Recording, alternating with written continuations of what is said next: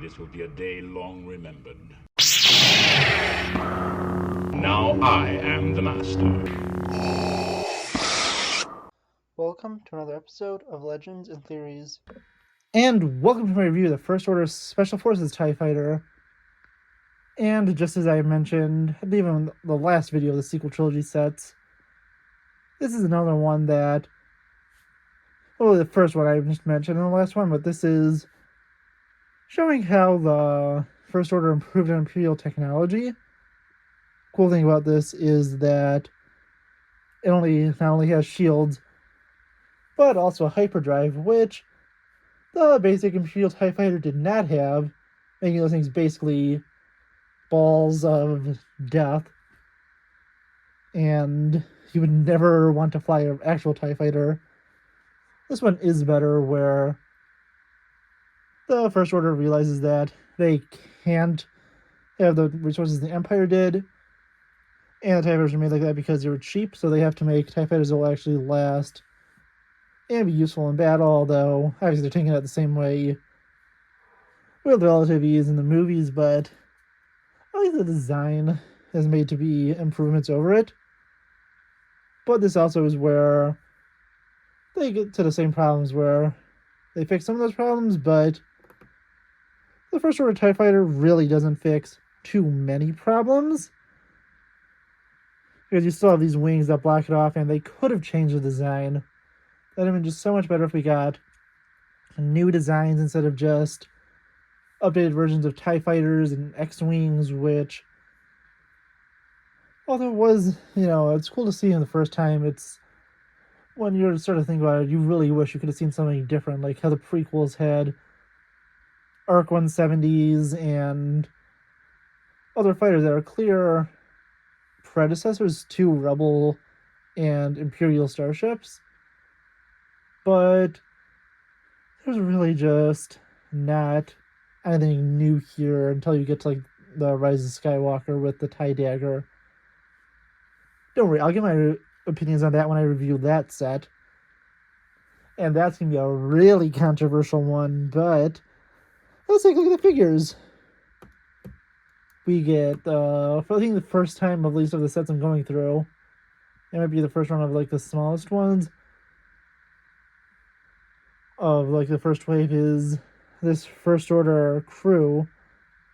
And these guys come in so many sets. They have basic heads under them. Don't know if that's actually the head or it's just an angry clone head, and I switched it out to put it back on a clone, but it's a fine figure, and it looks decent, but it's just really bland of a figure, so nothing too much to say. And then have this First Order officer. He's fine. I really don't think he's as good as the Imperial ones, and the kind of pop-up part at the back of the hat just looks really weird. But at least looks unique enough, but still isn't my favorite. Also, the face printing always just looked really weird to me in this guy. Sorry for the jump cut. As I said, every time I try to record one of these videos at this specific spot, I get interrupted. But you have the First Order TIE Pilot. Really weird that they never gave you the Special Forces one in this, and they waited until Kylo's TIE Silencer, I think, to give it to you. But Angry Clone Head. Well, one thing I like about these is they give you the little breathing tube. Wish they gave it to that and the Imperial TIE Bomber pilots, or TIE Fighter pilots. And I just didn't get a TIE Bomber for some reason. But they look cool, but really wish that they did this on, Imperial TIE Fighter pilots, and they just make a unique thing with a little tube for these. Other one's the exact same figure, so no real point in looking at them. Now we have the TIE Fighter, and it's a TIE Fighter that has the giant panel wings. Only unique thing is it has an area for a secondary pilot to sit, and you can pop the lid open to fit two pilots in. The second wing is, the exact same. And this is a top view. And as I said, this is, a unique TIE fighter since it could fit 2 pilots, and only reason I think that is so they had a way for both Poe and Finn to be able to escape. Surprised they didn't include them in this set. You could have got Finn in Stormtrooper armor, which was eventually released with the Force Awakens game. And you could also get Poe and kind of in his jacket before he gives it to Finn.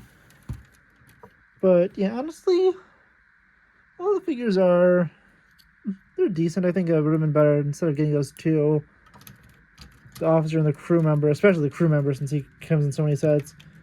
You could have got 2 named characters, one of them in their Stormtrooper armor, which would have been a cool inclusion. But yeah, it looks like this isn't a stable set either. But yeah, you can fit them in there. It's cool to have this kind of different and unique area where a gunner can see through the back. Oh, it doesn't include like back guns. And the front side looks decent. But yeah, honestly, that's really all I have to say. I don't know what you think though. Please let me know in the comments, and I'll see you next episode of Legends and Theories. Thank you for watching this episode of Legends and Theories. Please subscribe, like the video, share the video, leave a comment, check out the video on screen, and may the Force be with you.